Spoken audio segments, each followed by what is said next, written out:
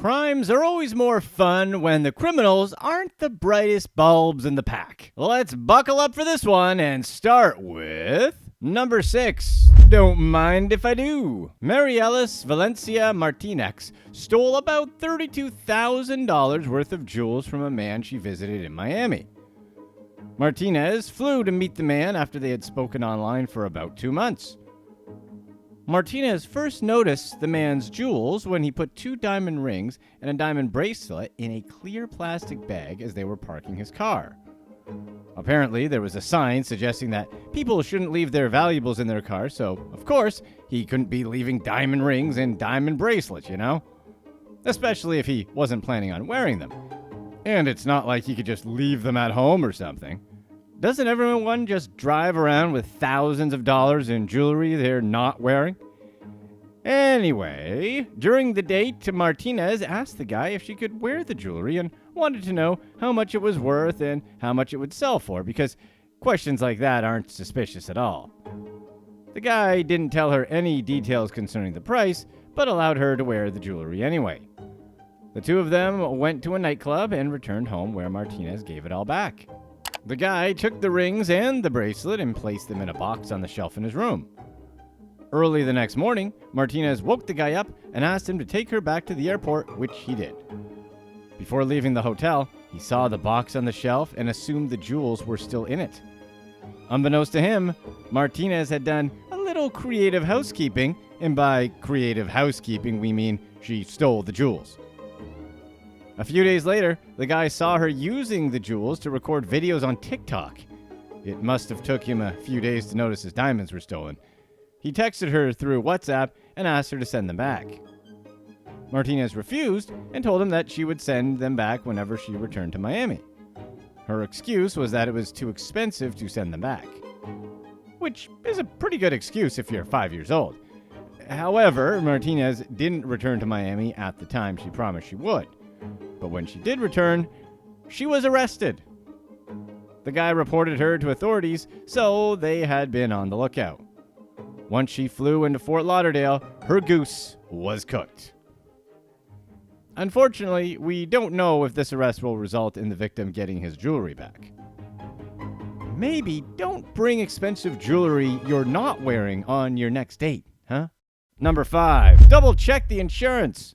Uloma Curry-Walker hired teenagers to bump off her husband because she wanted to benefit from his life insurance. She was married to Fire Department Lieutenant William Walker for just 4 months. It must have been bliss, since she was already planning to end the marriage by becoming a widow and inheriting everything he had. Uloma was thousands of dollars in debt and was nearing financial ruin. William didn't know about this debt, and he also didn't know that Uloma wasn't actually suffering from the stage 4 breast cancer she'd claimed to have, but he was figuring it out. So, what did our enterprising future widow-in-chief do to get her husband bumped off? She did what any reasonable person would have done. She spoke to her 17-year-old daughter. Her daughter then told her 20-year-old boyfriend, Chad Paget, about it. Paget told Uloma that he could get the job done, but he needed some payment. She decided to pay him $1,000 up front and said she would pay him the rest after the job was completed. However, the 20-year-old Paget surprisingly wasn't exactly accomplished at what he was hired to do, so he decided to farm the job out to another guy named Chris Hine. Hine initially accepted the job, but then brought in yet another co-conspirator, Ryan Doherty. This co-conspirator seemed to be the most willing to do the job, and he only asked for a meager fee of $800. The reason Uloma hired the boys to do the job was because she thought nobody would think she did it, because who in their right mind would think she'd hire a bunch of actual kids to go after her husband? In any case, the deed was eventually done. Doherty fatally ambushed William as he went out to get his fake cancer-having wife fast food. Uloma, who must have a huge hole in the place where her conscience lives, rode with William in the ambulance as he was transported to the hospital. Uloma's big plan was to get William's life insurance benefits, but had overlooked a tiny detail. She wasn't the beneficiary of the life insurance. Instead, William's ex-wife was the beneficiary. For some reason, William hadn't gotten around to changing the name on the benefits from his ex-wife to his new wife, probably because he wasn't expecting his new wife to plan his demise. Not only did Uloma not get get the life insurance money, but she also got arrested by the police. The police offered plea deals to Uloma's co-conspirators, and they took it. Even if her daughter testified against her at trial, in return for the plea deals, Hine, Paget, and Doherty all got reduced life sentences. Uloma, on the other hand, was sentenced to life in prison without the possibility of parole. But she's single, right?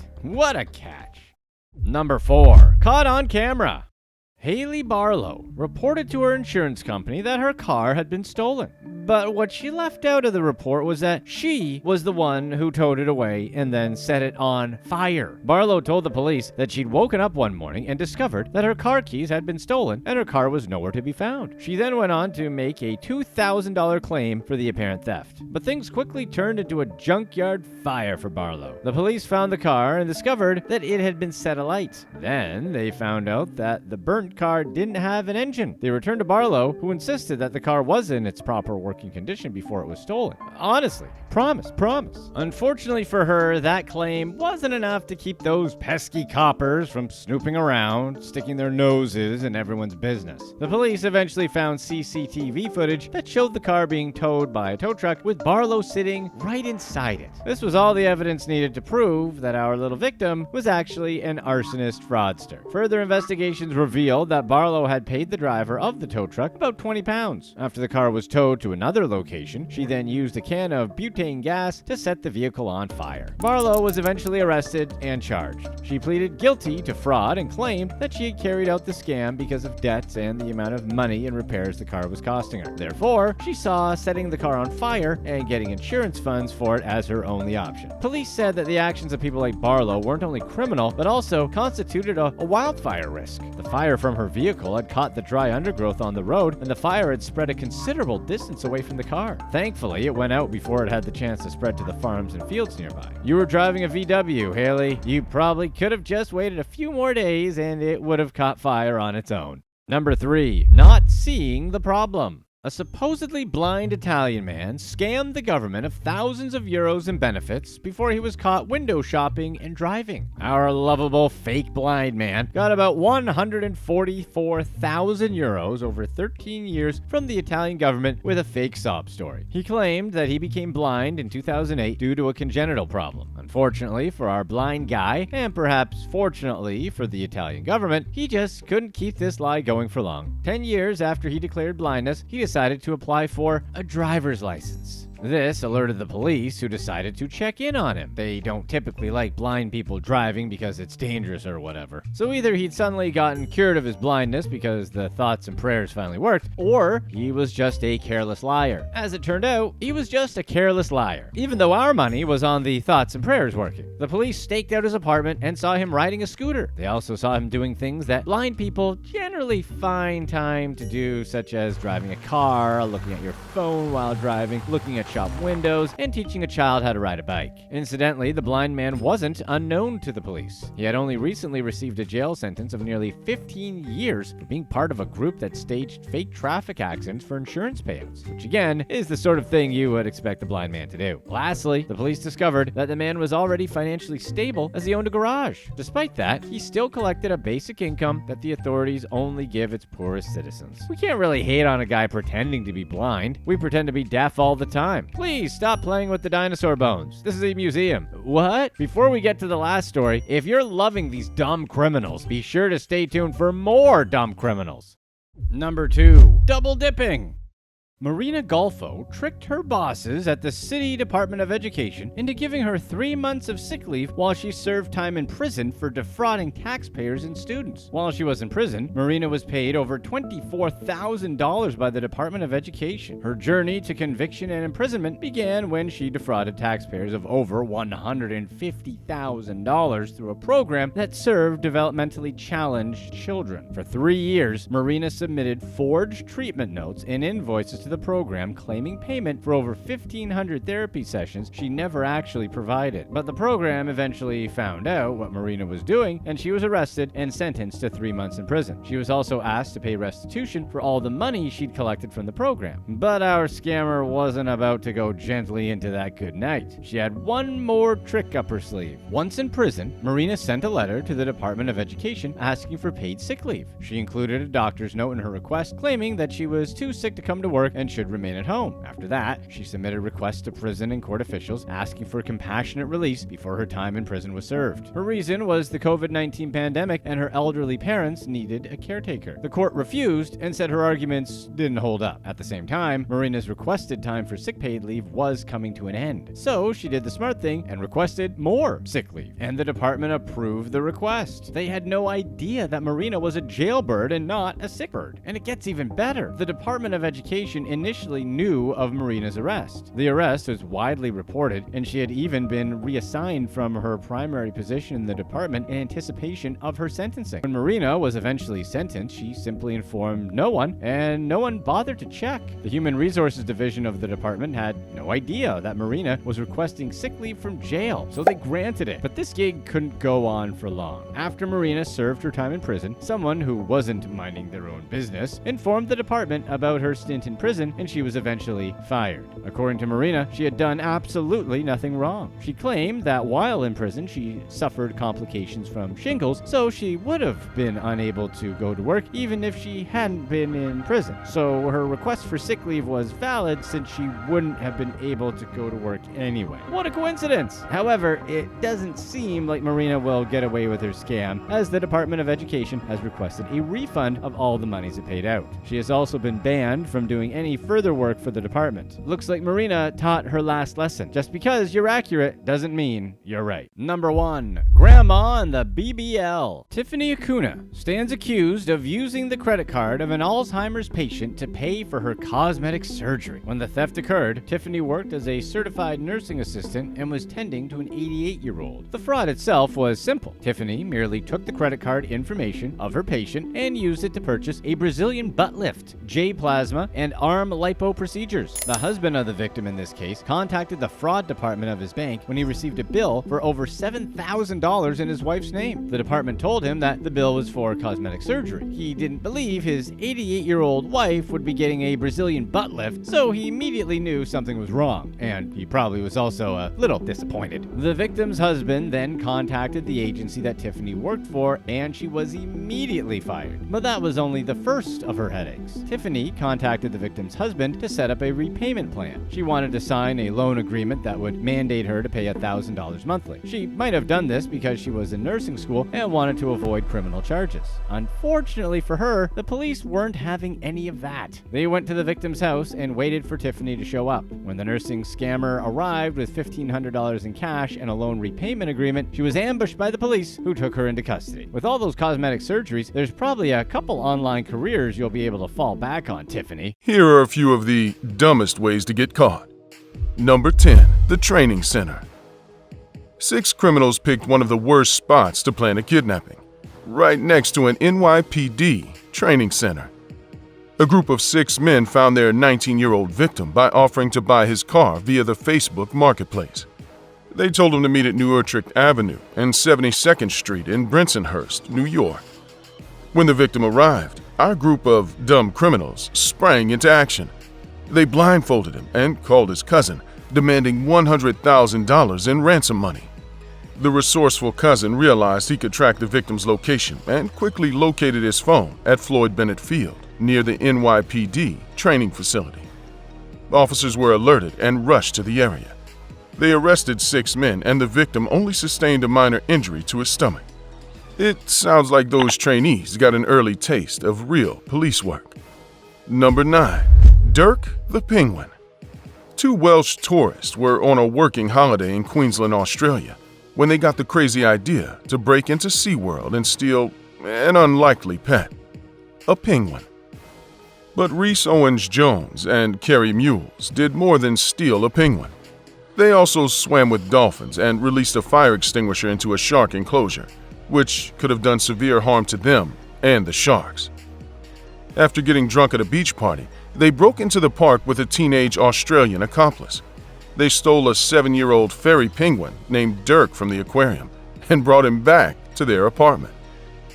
The duo woke up hungover and tried to take care of Dirk by feeding and showering him. They released him into a canal when they realized they didn't know how to take care of a penguin. Locals saw them release the penguin and called the police. Dirk was rescued and reunited with his partner Peaches at SeaWorld. Jones and Mules wrote letters of apology to SeaWorld and the Australian public for their actions. They insisted they meant no harm. Still, they were fined 1,000 Australian dollars each. Number 8. The good side. When Donald Chip Pugh saw his mugshot posted online, he decided he could do better. So, he sent the police a selfie with the caption, quote, "Here is a better photo. That one is terrible." Police wanted Chip for failing to appear in court in Lima, Ohio, for a DUI charge. They also suspected him of some vandalism and arson cases. In a Facebook post made by local police requesting tips on Chip's whereabouts, the police uploaded his old mugshot in addition to his new selfie.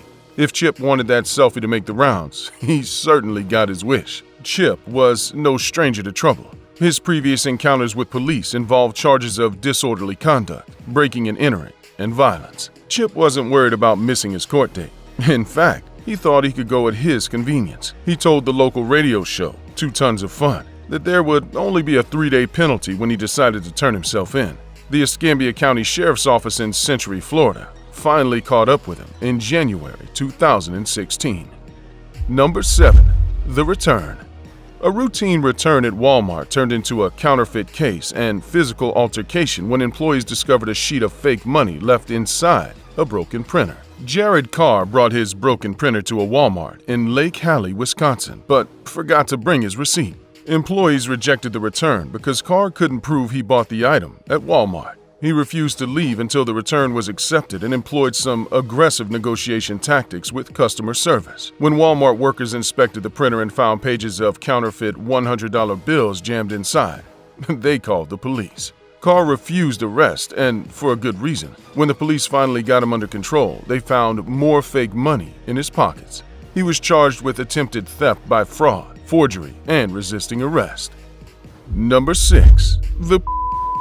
The Indianapolis suburb of Fishers faced an interesting crime spree in the summer of 2021. Someone kept on their lawns, sometimes 3 or 4 times in a single morning. The would drop feces on neighborhood lawns every few days and leave a trail of dirty toilet paper behind. 3 or 4 lawns fell victim to the problem every week. The was also active in the summer of 2020. Citizens narrowed it down to a female jogger who couldn't make it home in time for number 2. Angry neighbors talked about how runners need to plan for having to go during a long-distance run. Others suggested she should at least bring a plastic bag to pick up after herself, as owners do for their dogs. A doorbell camera finally caught her in the act, and police arrested her shortly after. The police didn't share her identity. However, they tried to end the rumors of who it could be by ruling out 2 innocent names the locals spread around the neighborhood. Police also encouraged the to seek professional help. She may face charges in the future. Still, her situation is hardly unique. In 2018, a woman in Connecticut was charged with a misdemeanor for breaching the peace after 3 separate times in a cul-de-sac a few miles from her home. She blamed it on lactose intolerance. 2018 was a busy year for bandits. The jogger of Brisbane, Australia, was arrested after people photographed him going number 2 in public. He was a 64-year-old former corporate boss whose public indecency shocked the Australian people. In 2017, a Colorado Springs family was victimized by a woman called the Mad. For weeks, the offender left her droppings on their property, even though she was caught and asked to stop. Unfortunately, the children were the first to see the Mad in the act. They saw her squatting with her pants around her ankles and quickly ran to their mother. Mom came outside and confronted the assuming pure embarrassment would keep the Mad from returning.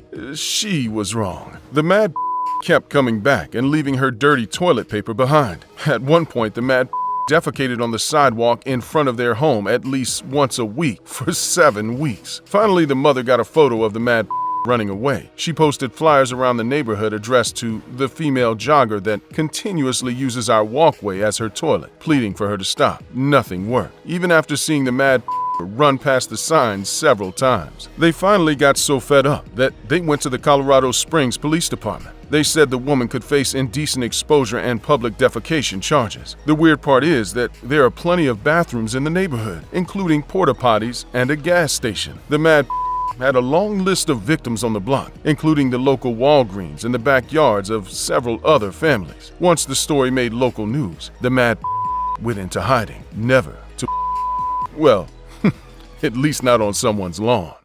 Number 5. The teeth.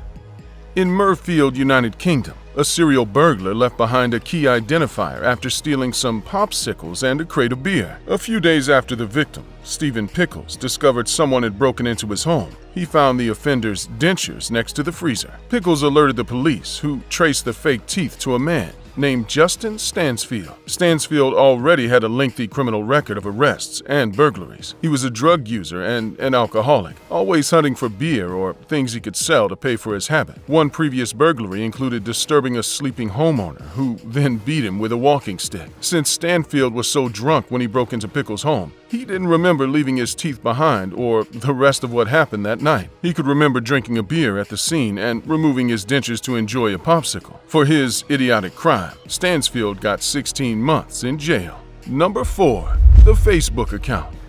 A rookie criminal threw himself under the bus when he forgot to log off his Facebook account after breaking into the home of James Wood. Nicholas Wigg broke into the house in St. Paul, Minnesota, and took his sweet time enjoying the family's belongings. He used the computer to check his Facebook and then forgot to sign out, which gave away his identity and any chance of getting away with the crime. The thief ran away with Wood's credit cards, cash, and watch, but left his jeans, Nike sneakers, and belt behind. It had been raining outside, so detectives assumed Wigg took his wet clothes off to enjoy some computer time in the victim's house. Wood came home and realized someone had robbed him and that the suspect had left his Facebook open on his computer. He made his own Facebook post saying that Wigg burglarized his home and listed his phone number to send any tips on the suspect. Then, Wigg reached out to Wood, asking to meet. He thought that if he returned Wood's belongings, he would get his clothes back, and this whole thing would go away. He was wrong.